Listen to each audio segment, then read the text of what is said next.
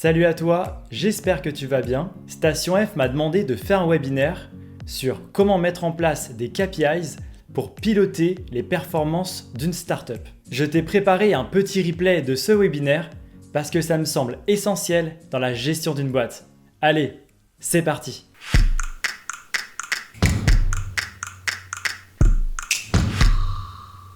Donc comme je disais, l'objectif c'est vraiment piloter les performances d'une boîte, donc des indicateurs, donc des KPI jusqu'au tableau de bord.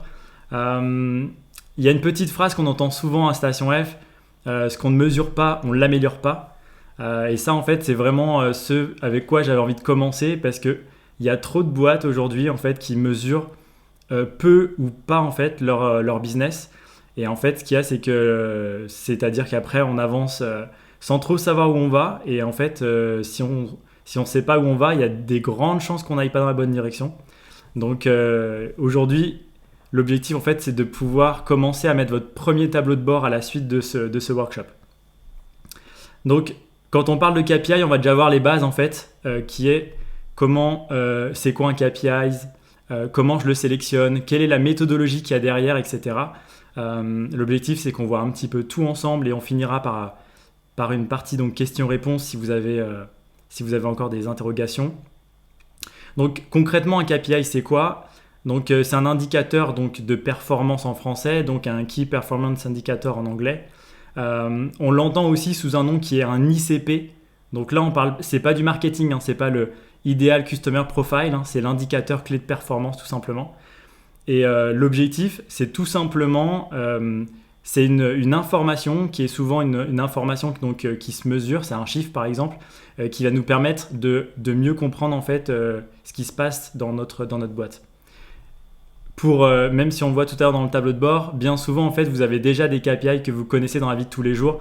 Quand vous prenez votre voiture et que vous roulez à 80 km/h, le 80 km/h c'est déjà un KPI, ça vous permet en fait de savoir si vous devez accélérer, vous devez freiner, donc ça vous permet par la suite de prendre des bonnes décisions. Je tease un peu ce que je vais faire. Donc un KPI ça sert à quoi ? Donc c'est tout simplement suivre l'évolution de vos résultats et de l'impact des actions. Donc typiquement si vous ne mesurez pas, comme on disait tout à l'heure, ça ne s'améliorera pas. Et surtout si vous ne mesurez pas, vous ne pourrez pas prendre de décision dans votre boîte. Savoir en fait est-ce qu'il faut encore accélérer, il faut complètement pivoter. L'objectif en fait c'est vraiment que vous ayez des KPI bien définis dès le départ. Et quand je parle de départ, c'est qu'il ne faut pas penser que quand on vient de lancer une boîte on n'a rien à mesurer. Au contraire, c'est super important de savoir en fait déterminer les indicateurs clés que vous devez mettre en avant, vous devez mettre en place, de manière à savoir si votre équipe de co-founders ou vos collaborateurs vont dans la bonne direction. Donc faites-le dès le départ, on verra tout à l'heure comment on le met en place. Comme je disais tout à l'heure, ce qu'on mesure, ça s'améliore. Et aussi quelque chose que je vois bien souvent, c'est ne tombez pas dans ce qu'on appelle les vanity metrics. Donc c'est tout simplement le fait de mesurer des choses, de dire voilà, moi j'ai des indicateurs. Mais en tout cas, ce n'est pas les bons indicateurs qui vous permettent ensuite après de pouvoir décider et de mettre en place des actions. Donc je prends l'exemple tout bête, hein. C'est comme si on disait voilà en fait au lieu de mesurer par exemple son chiffre d'affaires, on va mesurer par exemple le nombre de fois où des personnes viennent sur mon site. Donc c'est sympa les personnes qui viennent sur son site, mais si ça rapporte pas d'argent in fine, en tout cas vous allez pas aller bien loin. Donc bien rester sur les indicateurs qui sont pertinents par rapport à votre activité, à votre business, et de mettre de côté tous les indicateurs qui sont intéressants mais qui sont secondaires. Après, il y a deux types d'indicateurs. Donc là, on est vraiment sur une partie théorique, hein. Il y a vraiment les indicateurs stratégiques versus les indicateurs opérationnels. Donc, quelle est la différence entre les deux ? Donc concrètement, quand on parle d'indicateurs stratégiques, c'est tout simplement en fait ceux qui sont liés à l'ensemble d'une boîte. Donc quand on va parler par exemple de chiffre d'affaires, de nombre de clients, tout ça c'est des indicateurs stratégiques parce que ça peut driver aussi bien les marketeurs, donc les commerciaux, l'équipe produit, etc. Quand on parle d'indicateurs opérationnels, c'est vraiment des indicateurs en fait, comme je disais tout à l'heure, qui sont plutôt secondaires, qui sont liés en fait à un métier. C'est-à-dire, si je dis, par exemple, voilà, mon taux d'ouverture de mail, il est de 80%, c'est un indicateur opérationnel parce que ça ne va pas être bénéfique, ça ne va pas apporter en fait à l'ensemble de la boîte. Ensuite, il y a des indicateurs qu'on peut citer de qualitatif versus quantitatif. Bon, bah là, on est tous passés, par le collège, etc. Hein. Le qualitatif, c'est le fait de mesurer, par exemple, une émotion, un ressenti. Donc, typiquement, un client qui vous dit c'était génial, merci pour tout, je re-signerai plus tard. Ça, c'est du qualitatif. Et le quantitatif, c'est vraiment des indicateurs qui est ce même témoignage client sur de 1 à 10 étoiles, il m'a dit que c'était 8 par exemple. Donc voilà, c'est par exemple l'indicateur qui est le NPS que peut-être vous avez déjà mis en place dans vos boîtes, c'est le fait de mesurer la satisfaction. Bah voilà, ça c'est très factuel parce que c'est une note. De 1 à 10, je mets une note. On sait que 8 c'est une bonne note, 9 c'est une bonne note, mais 7 c'est une mauvaise note par exemple. Donc voilà, ça, d'un côté séparer le côté subjectif du côté factuel du quantitatif. Ensuite, il y a toujours la notion de ok Fabien c'est cool, mais ça sert, en fait je comprends à quoi ça sert, mais pourquoi je dois les suivre? En fait, qu'est-ce que ça va m'apporter dans mon activité tous les jours? Bah, la première chose, c'est que mesurer en fait ces KPI vous permettra donc d'améliorer les choses. C'est ce qu'on a vu tout à l'heure. La deuxième, c'est d'être concentré sur ce qui est essentiel, c'est-à-dire qu'au lieu de prendre tout type d'indicateurs, et honnêtement, il en existe des centaines, il y en a pour tout, il y en a pour tout et pour tous les goûts, comme on dit. L'objectif, c'est vous en sélectionner quelques-uns qui vous permettront de pouvoir effectivement vous développer dans la bonne direction, comme je disais tout à l'heure. Donc, bien souvent, toutes les startups parlent de chiffre d'affaires, mais en fait, ce n'est pas systématique. Tout à l'heure, par exemple, il y a un des fighters qui parlait effectivement d'une application de gaming. Bah, peut-être que lui, ça ne va pas être le chiffre d'affaires, ça va plutôt être le nombre d'utilisateurs actifs, comme un des mêmes indicateurs que Facebook, par exemple. Ensuite, c'est vraiment le côté optimiser et réagir vite. Donc, quand on mesure, on est capable de pouvoir se créer la petite alerte qui va bien, qu'on peut même rediriger sur Slack si besoin, et ensuite de pouvoir prendre une décision. Je vois par exemple que tout à l'heure, je parlais de satisfaction client. Je vois que mon niveau de satisfaction client chute. Donc, qu'est-ce que je fais? Est-ce que en fait, c'est mon niveau de service qui est moins bon? Est-ce que mon produit, en fait, il est buggé sur la dernière version? Est-ce que finalement, j'ai trop de clients, donc j'ai dû baisser le niveau de qualité? En tout cas, l'objectif, c'est vraiment mesurer et réagir. Et la dernière, c'est vraiment communiquer. Donc, on le verra tout à l'heure, mais il y a 2 manières de communiquer ces KPI en interne. Donc voilà, on est fondateur de boîte. C'est intéressant de suivre ces KPI, donc de pouvoir effectivement avoir une vision sur le long terme ou le moyen terme. Mais en même temps, c'est intéressant aussi en interne de le communiquer par exemple à ses collaborateurs. Donc quand j'envoie des KPI clés à mon équipe, je leur permets d'être sûr en fait qu'on va dans la bonne direction, qu'on est tous alignés en fait sur les mêmes objectifs. Et on en parlera tout à l'heure aussi, c'est le fait aussi de communiquer via de l'externe. Je ne sais pas en fait si certains d'entre vous ont levé des fonds, mais quand on a un investisseur, la première chose qu'il va vous demander, c'est montre-moi ton tableau de bord, sors-moi des KPI, et en fait après il va te dire, voilà, je veux des KPI de manière journalière, hebdomadaire, mensuelle. Et en fait, si vous n'avez pas ces indicateurs, vous ne serez pas capable de les communiquer. Donc maintenant, on va parler de comment les définir. Donc typiquement, quand on parle de définir des KPI, ça parle de stratégie, de méthode. La première chose, c'est que on ne sort pas des KPI un peu au pifomètre. C'est toujours basé sur des objectifs que vous êtes fixés en ce moment. Donc typiquement, si votre objectif du moment, par exemple, c'est d'augmenter de 20% votre nombre de clients, donc c'est assez factuel. C'est un objectif qui est SMART, donc mesurable, etc. Enfin, regardez sur Google les objectifs SMART, on va pas le préciser là. Mais à partir du moment où vous voulez, par exemple, augmenter votre nombre de clients de 20%, c'est assez facile de dire, OK, ma KPI sera le nombre de clients, peut-être le chiffre d'affaires, enfin, ça sera orienté sur la vente. Donc, en fait, je vous ai fait un petit tableau là que je pourrais vous transmettre à la suite de ce workshop. L'idée, c'est que en haut, vous mettez votre mission. Je ne sais pas si vous avez déjà rempli ça. C'est un peu ça ressemble un peu à la méthode des OKR. Donc, objectif Key Results. Donc, en haut, tu mets la mission. La mission, c'est par exemple devenir leader dans mon secteur à 2 ans. Voilà, toutes les boîtes veulent devenir leader de leur secteur. Ensuite, après, on met des objectifs. Donc, des objectifs, comme je disais tout à l'heure, qui sont smart, donc qui sont quantifiables.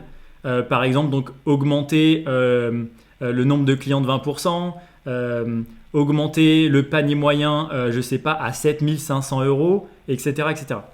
Ensuite, après, une fois qu'on a défini nos objectifs, on va pouvoir passer à la stratégie qui est OK. Là, on se met autour d'une table avec l'équipe et on se dit OK, quelle est la stratégie qu'on va mettre en place pour pouvoir, par exemple, augmenter le panier moyen.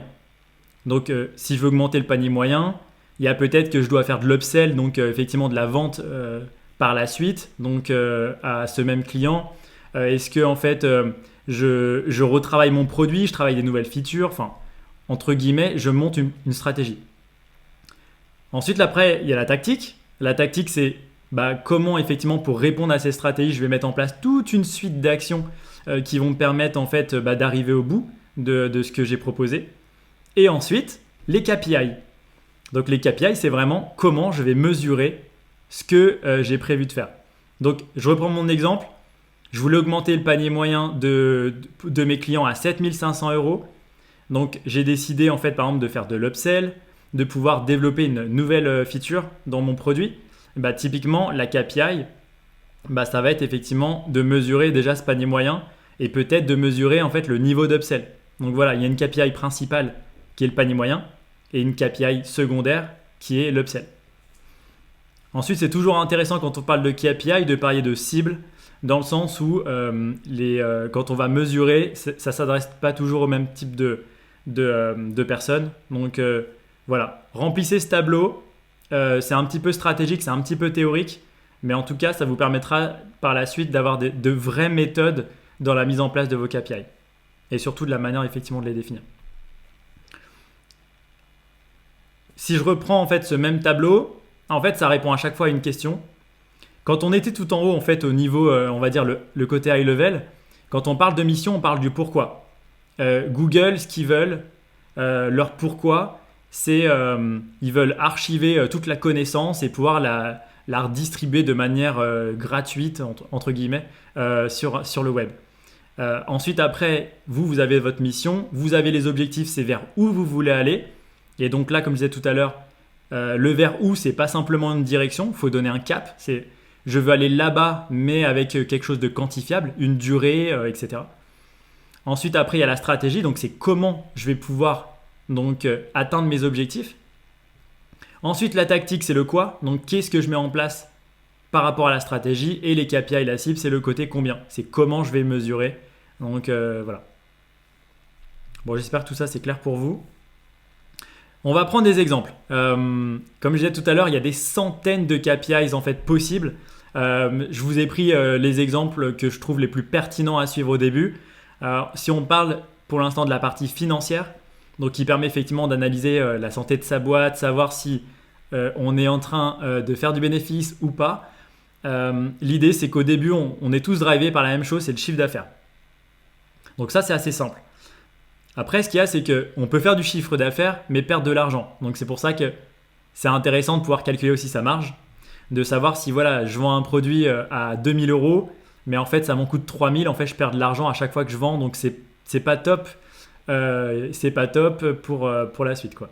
Donc, je vous ai mis à côté les petites règles de calcul s'il y a besoin. Ensuite, il y a quelque chose qu'on suit beaucoup quand on est une startup, c'est vraiment la partie trésorerie. Donc, typiquement, en fait, on parle toujours d'avoir sur son compte 1 mois, 2 mois, 3 mois, 6 mois de cash. Donc ça, c'est quelque chose qui est important à suivre, surtout quand vous allez vouloir passer certaines étapes, comme le fait de recruter une personne en stage, recruter un alternant ou recruter une personne en CDI. Ça va puiser dans votre trésorerie, vous allez pouvoir calculer tout ça en fait si ça passe.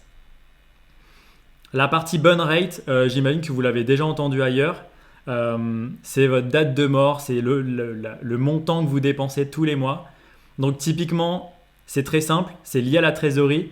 Si vous avez 10 000 € de trésorerie et vous consommez 2 500 € par mois, voilà, votre date de mort, c'est dans 4 mois. Donc l'objectif, voilà, c'est de repousser cette date de mort-là. En fait, quand on commence une nouvelle boîte, on a une date de mort qui est quasiment day one. L'objectif, en fait, c'est de pousser au maximum en faisant du cash, donc en faisant du chiffre d'affaires, en apportant un maximum de valeur à ses clients. Ensuite, on a des KPI donc, vraiment liés au business, donc c'est-à-dire au développement de sa boîte. J'ai séparé deux choses. Trois types de business. Il y a des business qui sont très focus sur la partie sales, donc la partie commerciale. Donc parce qu'en fait, on va aller vendre des produits plutôt high ticket, donc plutôt, qui nécessitent donc des commerciaux, des produits souvent à plus de 1000 euros. Parce qu'on a besoin de passer par des appels téléphoniques, peut-être un rendez-vous physique, on est peut-être face à des grands groupes. Donc on est face effectivement à des indicateurs donc, sur la partie commerciale. Je vous parlerai tout à l'heure de la partie marketing et de la partie e-commerce pour les autres types d'activités. Donc pour la partie commerciale, pour tous ceux qui vendent donc à des grands groupes et qui effectivement font des rendez-vous, ont des cycles de vente, etc.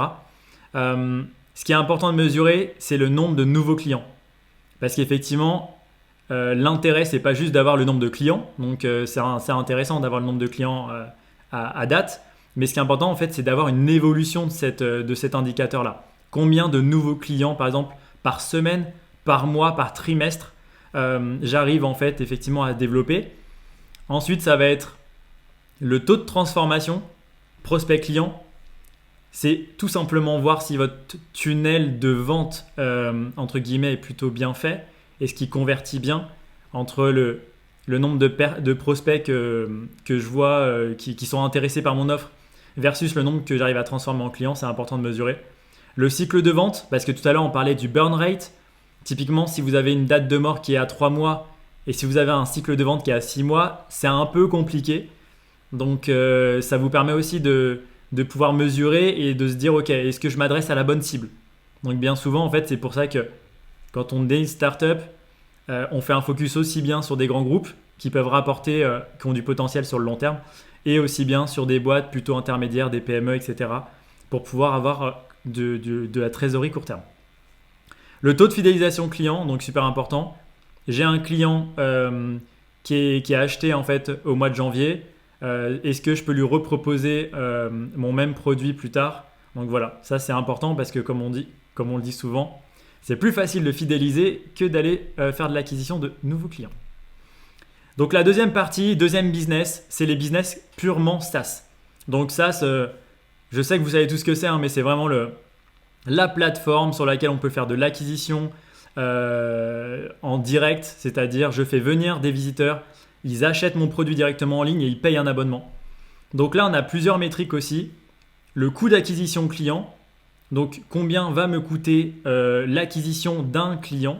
Donc ça va dépendre en fait aujourd'hui, est-ce que vous faites du Facebook Ads, Google Ads, est-ce que vous faites des campagnes emailing, etc. Ensuite, après, on va parler de revenus mensuels. Ça, on entend toujours parler. Moi, c'était ma métrique principale, mon MRR. C'est est-ce qu'on est capable de pouvoir développer petit à petit son modèle par abonnement. Et je sais que c'est une KPI qui est très regardée parce que les investisseurs partent de votre MRR et ensuite de la deuxième KPI qui est importante, c'est la Customer Lifetime Value, donc la LTV en français, ou LTV en anglais. L'idée, c'est vraiment de mesurer qu'est-ce que va vous apporter un client sur la durée de sa vie. Donc, c'est-à-dire que si vous avez une plateforme SaaS, que quelqu'un prend un abonnement, par exemple en janvier, et il le garde à minima 6 mois, et qui vous rapporte 100 euros par mois, vous gagnez 600 euros. Donc, ça veut dire que vous pouvez avoir un coût d'acquisition, par exemple, qui est de 300 euros parce que vous gagnez 600 euros à chaque fois que vous avez un nouveau client. Donc voilà, c'est les ratios qui sont faciles à calculer. Et après, bien évidemment, le taux de churn, donc le taux de désabonnement. Si tous les mois, vous perdez 5, 10, 20 clients, qu'est-ce que ça représente sur votre activité? Donc ça, c'est important de suivre. Parce qu'effectivement, si tous les mois, vous perdez autant de clients que vous en récupérez, c'est pas top. Vous stagnez en fait. Hop, ensuite après, je sais que par exemple, Fibrani que j'accompagne sont en train de monter un modèle e-shop. Donc, important de mettre en place aussi des KPIs quand on fait de l'e-commerce. Typiquement, ça va être important de mesurer le trafic qui arrive, donc le nombre de visiteurs uniques. Savoir effectivement si les personnes reviennent ou non. Ensuite, après, on va avoir le nombre de commandes. Donc, effectivement, est-ce que la boîte e-commerce en fait génère des commandes et en quelle quantité. Ensuite, après, on va parler de panier moyen. Est-ce qu'ils achètent un produit, deux produits? Est-ce qu'un produit, c'est un produit qui est cher ou c'est un produit qui est pas cher, etc. Ce qui permettra de calculer la rentabilité. Et après, le taux de transformation, c'est un peu comme on l'a vu tout à l'heure, comme un vendeur. C'est tout simplement de savoir, j'ai du trafic qui arrive sur mon site. Est-ce que je suis capable, de les faire passer en client, donc en commande? Et ça permet tout simplement de mettre en place des sous-indicateurs qui permettent de savoir est-ce que la personne, elle a vu ma page produit, mais est-ce qu'elle l'a mis au panier? Et quand elle l'a mis au panier, est-ce qu'elle l'a acheté? Et donc, ça permet d'après de pouvoir fignoler quels sont les problèmes dans le tunnel d'acquisition. On passe maintenant sur la partie monter un dashboard. Donc, monter un dashboard, ça sert à quoi? C'est tout simplement pour visualiser les différents indicateurs, les KPI que vous avez et de manière en fait synthétique pour vous aider en fait à prendre des décisions. Donc là, je représentais tout à l'heure, j'en parlais, c'est la fameuse voiture. Quand on est dans notre voiture, en fait, on est face à un tableau de bord. C'est des KPI. Je sais en fait mon niveau par exemple d'essence, donc je sais si je suis bien ou je suis pas bien. Et ça me permet de prendre une décision parce que quand je m'approche du réservoir, de la limite de mon réservoir, hop, je vais pouvoir prendre une décision directement. Ensuite, après, si c'est limité à 80 km/h, je roule à 60, je peux appuyer un peu je peux avancer plus vite, etc. Enfin, vous voyez où je veux en venir. L'idée du tableau de bord, c'est la même chose avec votre boîte, c'est de mettre en place un écran sur lequel vous allez suivre tout ce qui est important et pertinent pour votre activité. Il y a quelque chose qui est important, c'est centraliser ces données. Parce que la problématique quand on est une startup, et c'est aussi pour ça que monter un dashboard est souvent un peu compliqué ou est souvent mis de côté, c'est ok, mais j'ai trop d'outils, j'ai des données partout. Et en fait, vous avez probablement peut-être un CRM si vous êtes sur une activité commerciale. Vous avez du Google Analytics, en tout cas, tout le monde a du Google Analytics pour suivre son site, les taux de conversion, etc. Peut-être que vous faites du support client, donc vous avez peut-être Intercom, Crisp, etc. Vous faites peut-être de la pub. Enfin, vous avez souvent 5, 10, 15, 20 solutions d'outils différents. Et Segment, en fait, va vous permettre de plugger tous les outils que vous avez pour mettre toutes les données au même endroit. Et ça, en fait, c'est un gain de temps qui est assez important. Je me souviens qu'il y a des perks en fait avec Segment chez Station F. Donc, partez du principe que vous pouvez utiliser Segment pour tout centraliser. Et en même temps, ça vous fait gagner du temps dans le sens où si vous êtes un petit peu, que vous soyez technique ou non, quand on met en place à un moment donné, quand on veut mesurer quelque chose de très spécifique dans son produit ou dans un tunnel de vente, on va vouloir mettre un petit tracker. Par exemple, là, ce qu'on voit à gauche, il y a écrit « La page a été vue, la commande a été terminée, complétée ». Ces indicateurs-là, des fois, ils nous tombent tout cuits parce que l'outil, en fait, propose déjà ces différents KPI que vous allez pouvoir récupérer. C'est facile. Mais certaines fois, il va falloir en fait que vous placiez vous-même le petit tracker pour permettre de récupérer en fait cette activité-là. Donc typiquement, par exemple, si vous faites une boutique e-commerce et vous travaillez avec une solution qui ne vous fait pas remonter quand il y a une commande qui a été finalisée, bon, c'est assez peu probable, hein. Il va falloir que vous mettiez en fait en place le petit tracker qui vous fasse remonter cette information. Et Segment va vous permettre aussi de gagner du temps parce que ça vous permet de mettre un seul tracker qui fait remonter l'information dans tous les outils que vous avez. Donc typiquement, vous avez une commande qui a été faite sur votre site e-commerce. Et quand quelqu'un va vous contacter sur Intercom, vous allez pouvoir en fait savoir que cette personne-là vient de faire une commande. Voilà, tout simplement. Donc la communication entre les différents outils que vous avez, c'est la clé parce que c'est important en fait d'avoir un tableau de bord, mais c'est important que votre donnée, elle soit accessible partout.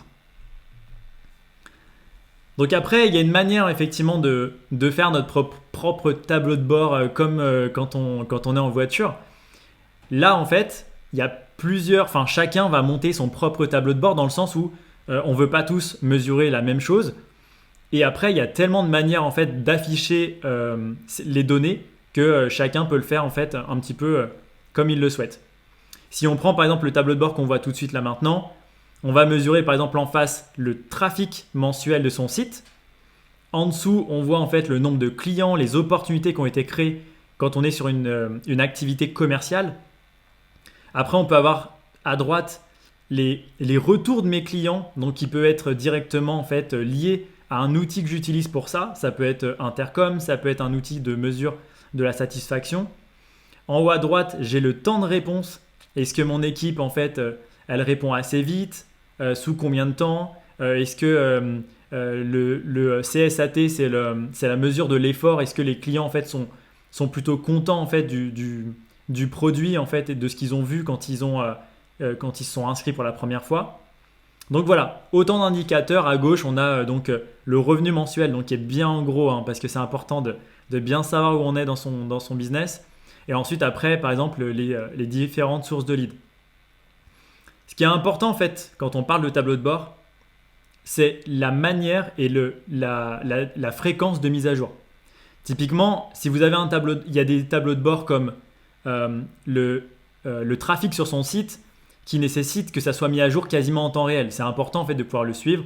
Ou peut-être que vous faites un point tous les matins, le petit stand-up meeting de 15 minutes, où vous vous mettez debout avec votre équipe et vous prenez peut-être des petites décisions sur hier par exemple, on a eu tant de personnes sur le site, comment il est possible aujourd'hui de pouvoir développer ça, etc. Après, il y a des KPI qu'on va suivre de manière hebdomadaire, d'autres mensuelles, d'autres trimestrielles. Ça dépend de l'importance. Ensuite, quelque chose qui a vraiment en fait, qui est totalement pertinent et important, c'est de ne pas suivre ces indicateurs comme des données statiques, mais comme des données en fait évolutives, des données en fait qui permettent de mesurer une progression. Je m'explique. Si on dit voilà, aujourd'hui j'ai 2000 clients et en fait le mois d'après on dit voilà j'en ai je sais pas moi 2200, il y a une progression, le chiffre est intéressant, mais la progression l'est encore plus. C'est plus important de dire ok, j'ai augmenté de 20% mon nombre de clients, de 40% le nombre de clients, et de suivre cet indicateur plutôt que de suivre la donnée en fait brute qui est 2200, 2000, etc. Donc préférez, et de toute façon c'est de manière générale tous les tableaux de bord qu'on verra tout à l'heure en fait comme outil vous font en fait des calculs d'évolution automatique comme on le voit en face. Par exemple là quand on voit écrit pipeline, on voit qu'il y a 4 opportunités de plus par rapport en fait à la période précédente et 4 nouveaux clients de moins par rapport à la période précédente. Donc tout à l'heure j'en parlais, c'est le côté partager ses résultats. C'est important qu'on fasse un dashboard pour soi quand on est fondateur de start-up, mais c'est important qu'on puisse communiquer ça. Quand on communique en fait un dashboard à ses collaborateurs, je ne sais pas si vous le voyez, hein, c'est pas facile à Station F, mais des fois c'est les petits écrans qu'on a contre le mur ou un écran qui est sur le bureau et qui affiche un peu comme une télé en fait les résultats. Ça permet en fait d'impliquer, de motiver ses collaborateurs et de dire voilà, le challenge du mois c'est d'augmenter cet indicateur, donc augmenter par exemple le panier moyen à 7500 €.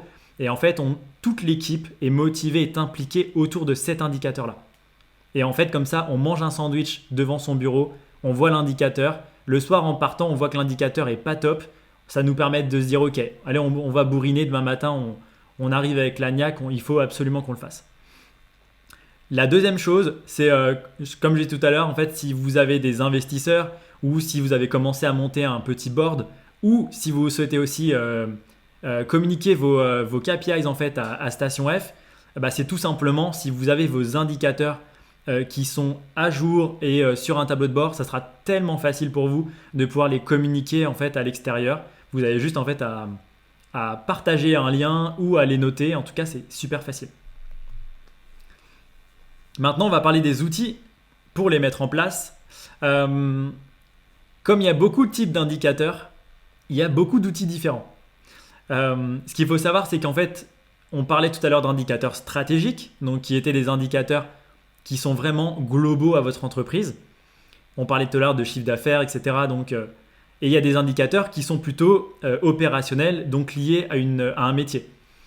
Si je prends par exemple, si je prends à droite le produit, quand on fait un produit, quand on est développeur, ce qu'on veut savoir, c'est est-ce que les personnes qui utilisent mon produit, en fait, arrivent à le télécharger facilement, d'où est-ce qu'ils viennent, quelles sont les pages qu'ils ont consultées, combien de temps il est resté. Enfin, c'est vraiment des indicateurs produits. Et pour ça, en fait, il y a deux outils que je vous conseille qui sont vraiment top. Google Analytics, parce que c'est une référence. De toute façon, c'est un tableau de bord qui est un peu partout. Et aussi Amplitude, qui est un peu comme Mixpanel, qui vous permet de pouvoir mesurer très facilement ce qui se passe dans votre produit, étape par étape. Donc, les personnes ont téléchargé mon application. Ensuite, après, ils ont fait telle action. Ils ont fait telle action. C'est facile à mesurer. Donc voilà, ça c'est le côté vraiment très produit. Après, toutes les personnes qui gèrent un peu leurs activités, surtout en mode SaaS, donc toutes les plateformes SaaS qui veulent suivre leur MRR, le churn, etc., qui utilisent aujourd'hui en fait sur leur plateforme un processeur de paiement comme Stripe, GoCardless, etc. Vous avez des outils, donc des dashboards qui sont directement prêts pour être plugués à votre compte Stripe ou GoCardless ou autre chose si vous l'utilisez, de manière à vous proposer directement un reporting de tout ce qui se passe en fait d'un point de vue financier dans votre boîte. Ça, c'est très facile à mettre en place. C'est pas les solutions les moins chères. C'est souvent en fait des dashboards qui ont un prix qui évolue en fonction du chiffre d'affaires que vous générez. Mais en tout cas, ça vous permet vraiment de ne pas avoir à faire vos calculs parce que vous allez pouvoir savoir effectivement période sur une période, est-ce que vous augmentez votre MRR, est-ce que votre churn diminue, etc. Après, on va aussi parler de la partie growth. Donc, moi, ce que j'entends growth, en fait, c'est la partie qui est marketing et sales, donc la partie commerciale. Je mélange les deux volontairement parce que marketing sales aujourd'hui, c'est de plus en plus associé. Donc, typiquement, on utilise aujourd'hui des outils comme Pipedrive si vous avez un CRM, comme peut l'être Salesforce, etc. HubSpot qui est utilisé comme un CRM ou comme une solution de marketing. Et bah, typiquement, ces solutions ont déjà en fait la possibilité de monter des petits dashboards. C'est ce qu'eux ils vont appeler en fait un peu les reporting pour savoir un peu où on en est en fait dans le taux de closing, donc dans le nombre de personnes qui sont passées de prospects à clients, le nombre de personnes en fait qui consultent nos contenus, etc. Et après, j'attire votre attention sur le fait qu'en fait, il y a des dashboards qui sont des dashboards que je vais appeler globaux, comme Databox et Jacoboard, qui pour moi sont les dashboards à mettre en priorité dans une boîte. Je vous conseille plutôt Databox parce que déjà c'est une solution qui est gratuite dans le sens où vous pouvez avoir jusqu'à 3 écrans, 3 sources. Donc quand on parle de sources, c'est que ça peut en fait se plugger à énormément en fait d'outils automatiquement. Et en fait, vous allez pouvoir par exemple plugger à Pipedrive, à Stripe, par exemple à Facebook si vous voulez suivre votre activité sur Facebook. Et vous aurez automatiquement en fait des dashboards qui sont templates, donc préconçus. Donc vous avez juste à cliquer et c'est mis en place. Donc typiquement en fait l'avantage de ce type de dashboard, c'est que on en parle maintenant. 30 minutes après le workshop, je veux tous que vous ayez votre dashboard avec Databox de mis en place parce que ça nécessite un seul clic. Vous cliquez, vous mettez vos identifiants en fait de tel ou tel outil et automatiquement vous avez un dashboard qui est prêt à l'emploi. Ça ne nécessite pas de code, donc il n'y a pas de faux obstacles en disant oui mais, il n'y a pas de mais. La deuxième chose, c'est que ça se connecte avec un nombre incalculable d'outils. C'est un petit peu comme Zapier. Il y a au moins une centaine facile de solutions. Donc, vous pourrez monitorer, donc avoir un dashboard en fonction de l'activité que vous allez vouloir mettre en avant. Je vous conseille en fait sur ces tableaux de bord-là d'avoir un petit écran de télé sur lequel vous allez mettre par exemple vos indicateurs qui sont liés en fait à votre entreprise, mais que vous allez gérer vous en tant que fondateur. Et après, peut-être mettre les 2 autres petits écrans liés en fait à à un métier de votre boîte. Typiquement, par exemple, si vous êtes sur une startup où vous devez gérer des clients, les faire signer manuellement avec des commerciaux, eh ben, vous mettez un tableau de bord sur la gestion globale de votre activité, le chiffre d'affaires, l'argent qu'il y a sur mon compte, etc., etc.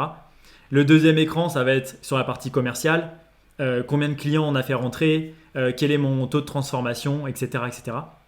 Et le troisième, ça peut être plugué directement par exemple avec Intercom ou autre, qui est est-ce que en fait on répond vite aux demandes de mes clients, quels sont effectivement le nombre de messages qui sont envoyés par mes clients tous les mois, donc est-ce qu'en fait il n'y a pas quelque chose à améliorer là-dessus, etc., etc. Et la troisième chose, c'est que l'avantage de mettre en place un dashboard comme ça, c'est vraiment accessible partout. Tout à l'heure, je parlais en fait à Station F de mettre un petit écran, de mettre vos résultats, vos indicateurs pour motiver vos collaborateurs. Mais sachez que vous pouvez aussi, avec ces outils, copier-coller le lien, l'envoyer à votre maman si elle veut savoir un peu comment ça se passe dans votre boîte. Vous pouvez l'envoyer à votre investisseur, à vos équipes. Et ensuite, il y a même une application, souvent il y a une application mobile, Databox en tout cas là, qui vous permet dans le métro le matin de pouvoir consulter un petit peu ce qui s'est passé la veille. C'est super pertinent. Comme ça ne vous fait pas perdre de temps et en même temps, vous suivez très bien vos activités et vous êtes capable à n'importe quel moment quand quelqu'un vient vous voir en disant « Alors, c'est quoi tes KPI t'avances dans le bon sens, est-ce que tu as besoin de trésorerie, etc. » Vous êtes capable de répondre à toutes ces questions.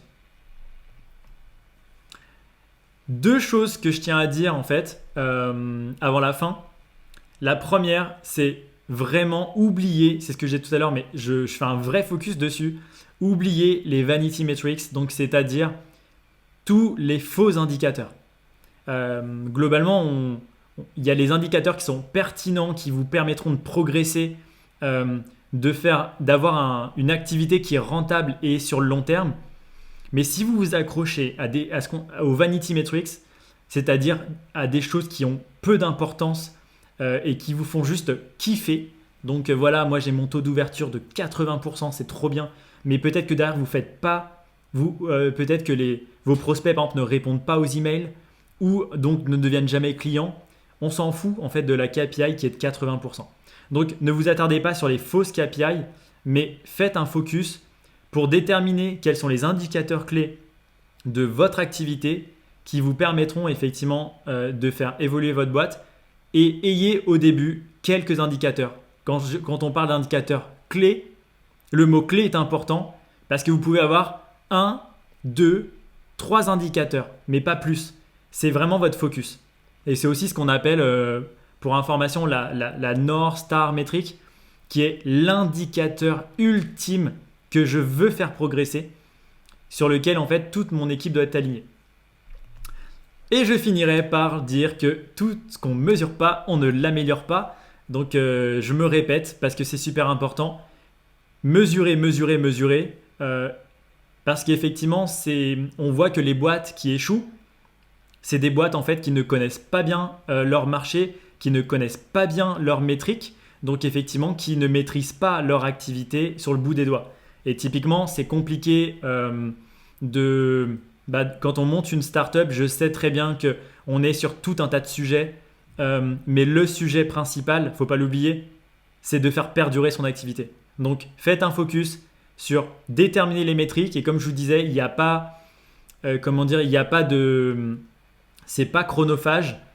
Vous allez sur Databox, vous cliquez sur les outils que vous utilisez et automatiquement vous avez déjà un dashboard et vous le consultez quotidiennement ou hebdomadairement de manière effectivement à être sûr que c'est pas le tout de mesurer mais c'est aussi le tout de pouvoir les suivre.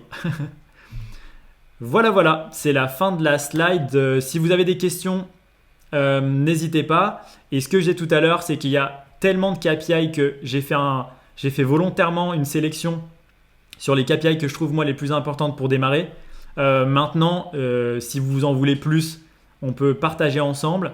Et vous allez sur Google, vous tapez KPI e-commerce KPI Sales, KPI Marketing, KPI Social Media. Vous avez tout ce qu'il faut, il y en a des centaines. Donc, mais par contre, n'oubliez pas, sélectionnez uniquement celles qui vous feront avancer et développer votre boîte. Voilà, c'est la fin de cette vidéo. J'espère que tu comprends mieux comment utiliser les KPIs pour piloter les performances de ta boîte. La semaine prochaine, je vais te montrer les KPIs qu'il faut que tu obtiennes quand tu fais de la prospection B2B. Laisse un commentaire si tu as des questions et mets-moi un like si tu veux d'autres vidéos comme celle-ci. Allez, ciao!